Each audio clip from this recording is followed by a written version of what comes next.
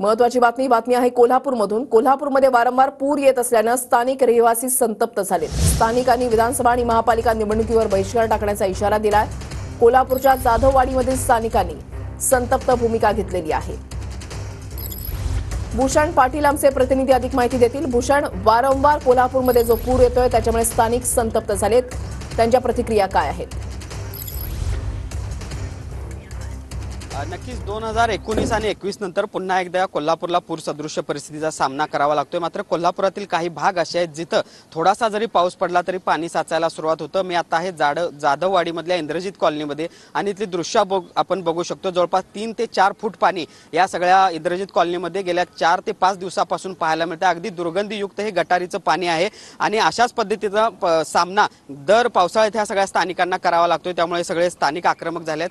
काय सांगाल, काय भूमिका आहे तुमची? वारंवार असा सामना करावा लागतो। गेली 4-5 वर्ष वारंवार आम्हाला हाच सामना करावा लागतोय, कारण की पाण्याचा योग्य निचरा होत नाही आणि तो निचरा का होत नाही हे प्रशासन अजूनपर्यंत त्यावर तोडगा काढत नाही। आम्ही वारंवार सगळ्यांना तक्रार देऊन सुद्धा अजूनपर्यंत त्याच्यात कोणी दखल घेतलेली नाही आणि अजूनपर्यंत कोणीही घेतलेलं नाही। त्यामुळे यावेळी आम्ही कुठल्याही मतदानाला आम्ही जाणार नाही।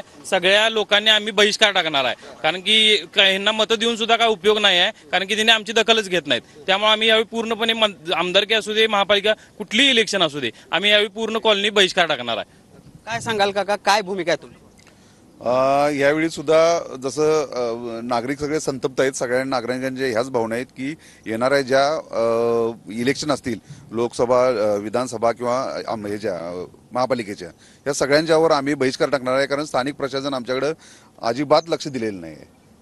काय सांगाल, दर पावसाळ्यात तुम्हाला स्थलांतर करावं लागतं, काय परिस्थिती आहे इथली महिला म्हणून? काय महिला म्हणून हेच की स्थलांतर करावं लागतंय, दुसऱ्या घरी राहायला जायला लागतंय आणि आल्यानंतर साफसफाई करायला लागतीये। ती पुराच्या पाण्याची योग्य होती साफसफाई, त्यामुळे आम्हाला काही प्रॉब्लेम होत नव्हता। पण यावर्षी जे ड्रेनेजचं पाणी आहे ते खूप साठलेलं आहे। स्थानिक प्रशासनाकडे आम्ही कधीही पाठपुरावा करायला गेलो नाही, का तर ते पुराचं पाणी होतं। पण ह्या वर्षी आम्ही बहिष्कार टाकणार, कारण हे ड्रेनेजचं पाणी साठलेलं आहे आणि त्यामुळे आम्ही ड्रेनेजच्या पाण्यामुळे जे काही पुढे हाल होणार आहेत ते आता रोगराई ज्या वेळेला पसरेल त्यावेळेला कळेल की ऍक्च्युअल काय होणार आहे, कारण हे ड्रेनेजचं पाणी आहे। तर निवडणुकीवर बहिष्कार हा ठाम आहे।